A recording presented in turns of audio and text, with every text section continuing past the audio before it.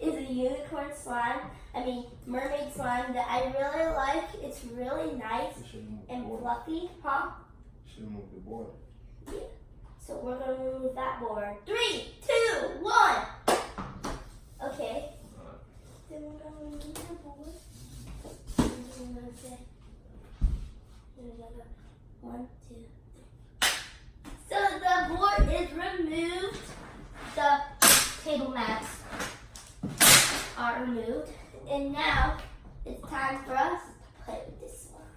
So, Daddy, give them a description of your slime. Mine is tadpole slime.